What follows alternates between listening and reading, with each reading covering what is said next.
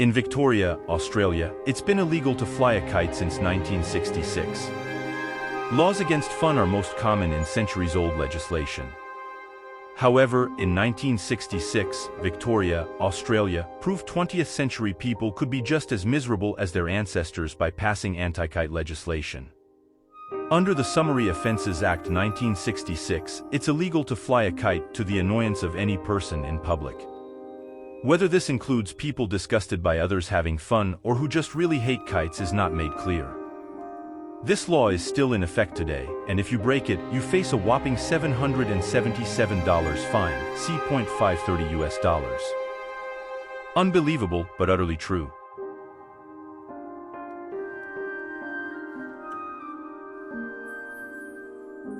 Can you believe that in Victoria, Australia, it has been illegal to fly a kite since 1966? Yes, you heard it right. It may sound like a joke, but it's an actual law embedded in the Summary Offences Act of 1966. This peculiar legislation makes it unlawful to fly a kite to the annoyance of any person in a public place.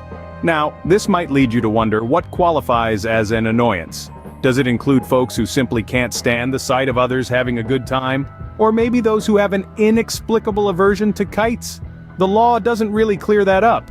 In this day and age, it's surprising, almost comical, that a law like this is still in effect.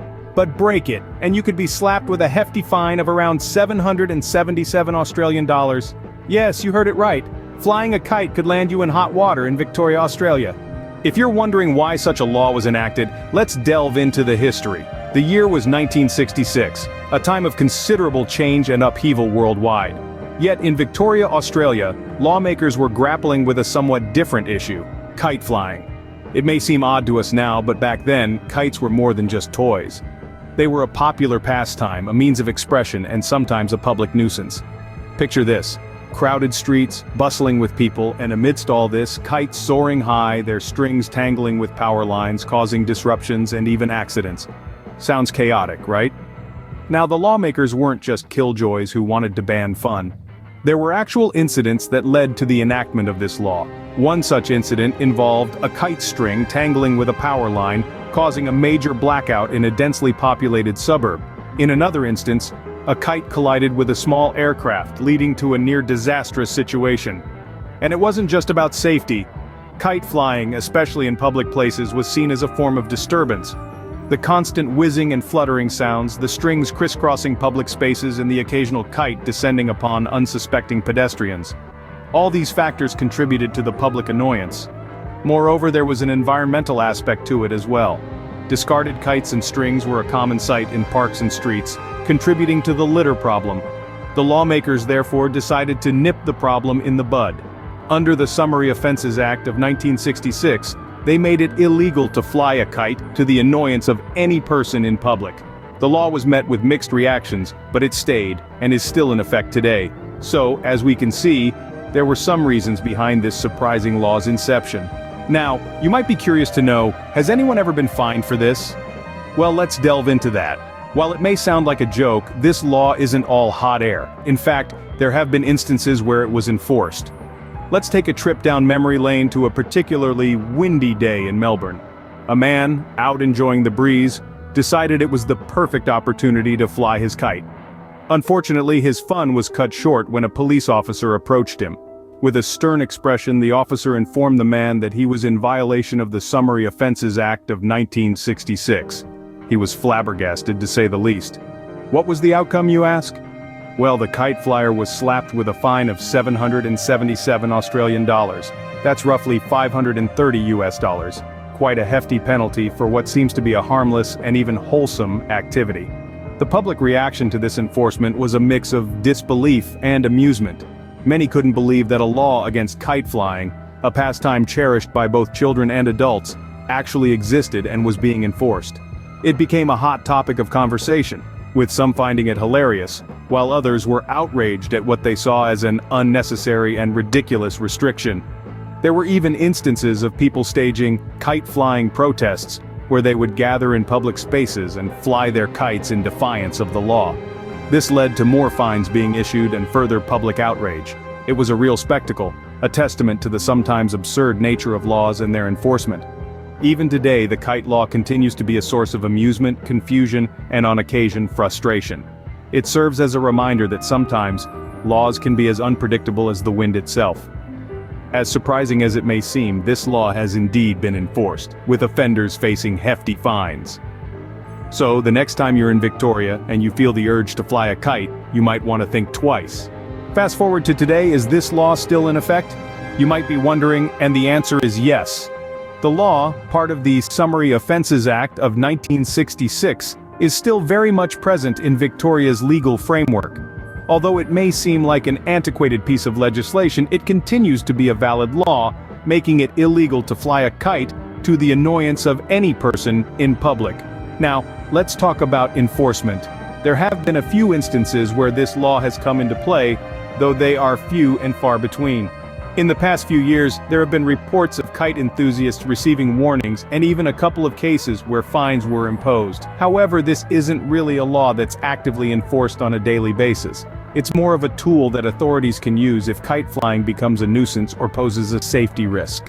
On to the question of whether there have been any attempts to repeal or amend this law.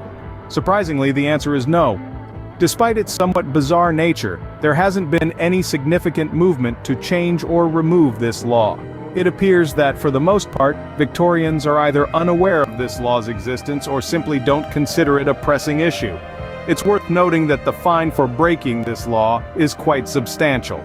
If you're caught flying a kite to the annoyance of any person, you could face a fine of 777 Australian dollars, which is about 530 US dollars. That's quite a hefty price to pay for a bit of fun with a piece of string and paper. Sometimes, laws like these serve as interesting reminders of our past, providing a glimpse into the societal norms and concerns of the time. They may seem out of place in our modern world, but they remain a part of the legal fabric that governs our lives. Despite its unusual nature, the kite law of Victoria remains intact, a peculiar piece of legislation in the modern age. Now, what does this law mean for the residents of Victoria and visitors alike? As you might imagine, this kite flying ban has had some unexpected effects. For the residents of Victoria, it's a restriction on a classic pastime. Imagine a sunny weekend, the perfect weather for kite flying, but instead of running through the park with a kite trailing behind, children are confined to other activities. It's a small thing, but it's these small things that often make up the joy of our daily lives. For the tourism industry, it's a peculiar law that has to be communicated to visitors. Tour guides may need to include this in their routine advisories. Remember folks, no kite flying in public places. We wouldn't want to annoy anyone, would we? It's a minor inconvenience, but it's an inconvenience nonetheless. And what about the kite enthusiasts? For them, this law is more than just an inconvenience. Kite flying isn't just a pastime, it's a passion, an art form, and for some, a competitive sport. This law essentially bans them from practicing their hobby, their sport, in public. It's like telling a painter they can't paint in the park, or a musician that they can't play their instrument outside. It's a restriction on their freedom of expression. Now you might be wondering, do people in Victoria even know about this law? Well, it turns out, many of them don't. It's one of those obscure laws that have been forgotten over time, buried deep within the pages of legal books. But every so often, someone stumbles upon it and the word spreads around, leading to a mix of disbelief, amusement, and for the kite enthusiasts, disappointment. So, while it may seem like a minor issue, this law has had a significant impact on how people enjoy their leisure time in Victoria. In conclusion, the kite law in Victoria is a fascinating look at how laws can evolve and persist over time.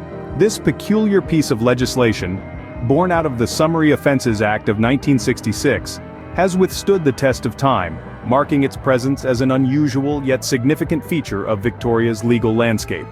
It's a striking example of how societal norms and perceptions can shape laws, sometimes in unexpected ways.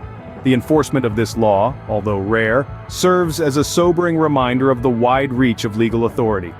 Even in its current status, the kite law continues to loom over Victoria, carrying with it implications that stretch beyond mere kite flying. It's a testament to the complexities and oddities that can be found within the world of law. So, next time you plan to fly a kite in Victoria, remember, you might be breaking the law.